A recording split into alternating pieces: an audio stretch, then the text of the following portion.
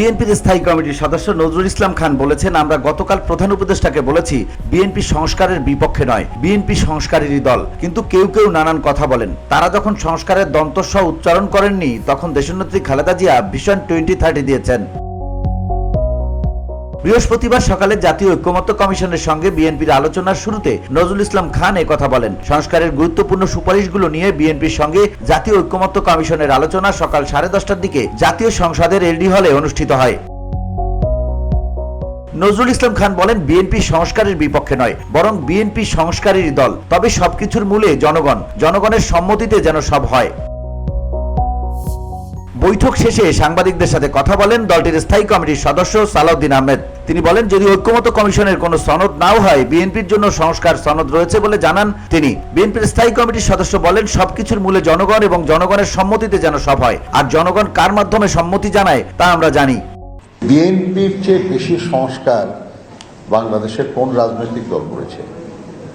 রাজনৈতিকভাবে যদি বলেন, গণতন্ত্র পুনঃপ্রতিষ্ঠা তো বিএনপি করেছে, বহুদলীয় গণতন্ত্র তো বিএনপি পুনঃপ্রতিষ্ঠা করেছে, সংসদীয় গণতান্ত্রিক ব্যবস্থা তো বিএনপি পুনঃপ্রতিষ্ঠা করেছে, তত্ত্বাবধায়ক শাসন ব্যবস্থা তো বিএনপি করেছে। আজকে অর্থনীতির সরকারের রাজস্বের অন্যতম খাত হলো value added tax, VAT, BNP করেছে। কাজে বিএনপি সংস্কারের বিপক্ষে না, বিএনপি সংস্কারেরই দল। কিন্তু কেউ কেউ নানান কথা বলেন।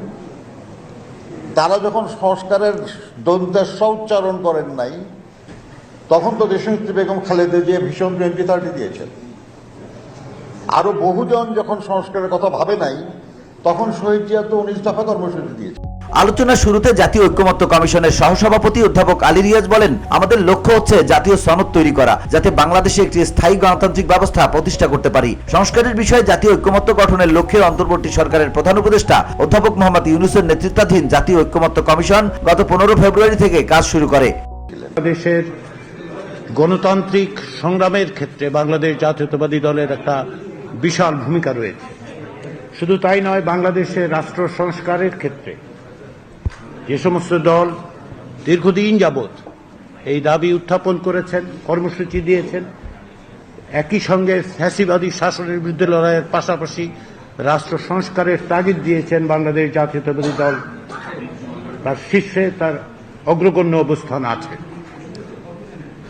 আমরা 5টি কমিশনের পক্ষ থেকে যে সমস্ত সুপারিশ, তার কিছু সারাংশ এবং যে সমস্ত বিষয়ে আলোচনার মাধ্যমে রাজনৈতিক দলগুলোর সাথে একটা ঐকমত্য তৈরি করে অগ্রসর হতে চাই, সেটা রাজনৈতিক দলগুলোর কাছে দিয়েছিলাম। এবং তারই পরিপ্রেক্ষিতে বাংলাদেশ জাতীয়তাবাদী দলের পক্ষ থেকে আন্তরিকভাবে, সুচিন্তিতভাবে আমাদেরকে তাদের মতামত জানিয়েছেন। আমাদের লক্ষ্য হচ্ছে একটি জাতীয় সনদ তৈরি করা, যাতে করে আমরা বাংলাদেশে একটি স্থায়ী গণতান্ত্রিক ব্যবস্থা প্রতিষ্ঠা করতে পারি। বারবার আমরা দেখেছি যে গণতন্ত্র কেবল হোঁচট খেয়েছে তা নয়, একটি ব্যক্তিতান্ত্রিক স্বৈরতন্ত্র প্রতিষ্ঠিত হয়েছিল এই দেশে। সেগুলো যাতে ভবিষ্যতে না ঘটে, যার বিরুদ্ধে বাংলাদেশের রাজনৈতিক গণতান্ত্রিক শক্তিগুলো দীর্ঘদিন সংগ্রাম করেছে এবং জাতীয়তাবাদী দল তার অগ্রগণ্য হিসেবে ভূমিকা পালন করেছে, সেই জায়গায় সেই প্রাতিষ্ঠানিক রূপ দেওয়ার জন্যই এই প্রচেষ্টা। VOD Bangla news desk.